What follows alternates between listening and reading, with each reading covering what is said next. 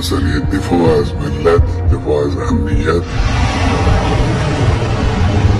America সীমা অতিক্রম করলে Iran ঠিক কোথায় কোথায় হামলা চালাবে তা শেষবারের মতো জানিয়ে দিল। মার্কিন বাহিনীর যে কোনো ধরনের বাড়াবাড়ির জবাব দিতে এক মুহূর্ত দেরি করবে না তেহরান। ভয়ঙ্কর সব মিসাইল নিয়ে সর্বোচ্চ সতর্ক অবস্থানে রয়েছে আয়াতুল্লাহ খামেনির অ্যারোস্পেস ফোর্স।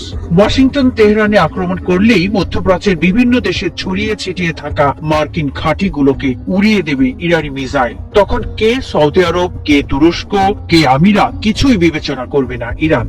তাই আগেই এই দেশগুলোকে সতর্ক করে দিল তেহরান। تبوش سرهم برسولات مهير نسال التي إيران মধ্যপ্রাচ্যে আমেরিকার বেশ শক্তিশালী সামরিক উপস্থিতি রয়েছে। এই অঞ্চলে সৌদি আরব, সংযুক্ত আরব আমিরাত, তুরস্ক, ইরাক, কাতার, কুয়েত, বাহরাইন সহ অন্তত 12টি দেশে 19টিরও বেশি স্থানে মার্কিন সামরিক স্থাপনা বা ঘাঁটি রয়েছে। বর্তমানে এসব ঘাঁটিতে প্রায় 40,000 থেকে 50,000 মার্কিন সেনা মোতায়েন রয়েছে। কাতারের আল উদয়িদ মার্কিন সেন্ট্রাল কমান্ডের প্রধান কেন্দ্র। এখান থেকেই পুরো মধ্যপ্রাচ্যে ছড়ি ঘোরায় আমেরিকা। এছাড়া বাহরাইনে মার্কিন নৌবাহিনীর পঞ্চম নৌবহরের সদর দপ্তর অবস্থিত। এসব মার্কিন ঘাঁটি বা সামরিক স্থাপনাগুলো ইরানি মিসাইলের নাগালের মধ্যেই রয়েছে।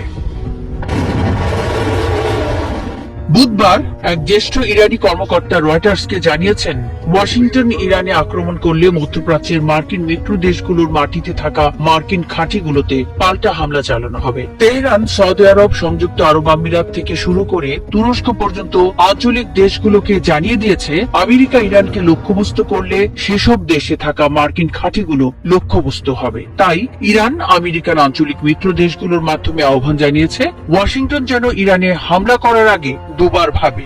التي إيران هويته خودش و شخصيته خودش ইরানের রাষ্ট্রীয় গণমাধ্যম জানিয়েছে, তেহরানের শীর্ষ নিরাপত্তা পর্ষদের প্রধান আলী লারিজানি কাতারের পররাষ্ট্রমন্ত্রীর সঙ্গে এবং ইরানি পররাষ্ট্রমন্ত্রী আব্বাস আরাকচি সংযুক্ত আরব আমিরাত ও তুরস্কের পররাষ্ট্রমন্ত্রীদের সঙ্গে কথা বলেছেন। এই দেশগুলো সবাই মার্কিন মিত্র। আরাকচি সংযুক্ত আরব আমিরাতের পররাষ্ট্রমন্ত্রী শেখ আব্দুল্লাহ বিন জায়েদকে জানিয়েছেন, বর্তমানে পরিস্থিতি শান্ত রয়েছে। ইরানিরা যে কোনো বিদেশি হস্তক্ষেপ থেকে তাদের সার্বভৌমত্ব ও নিরাপত্তা রক্ষা করতে দৃঢ় প্রতিজ্ঞ।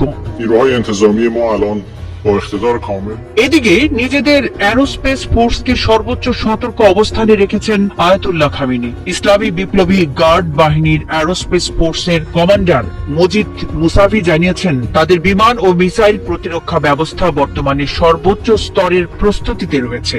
দেশের উপর যে কোনো হামলা মোকাবেলা করতে তারা সম্পূর্ণ প্রস্তুত। ইরানি ভূখণ্ডে যে কোনো হামলার জন্য চূড়ান্ত ও নিষ্পত্তিমূলক জবাব দেওয়া হবে বলে সতর্ক করে দিয়েছেন তিনি।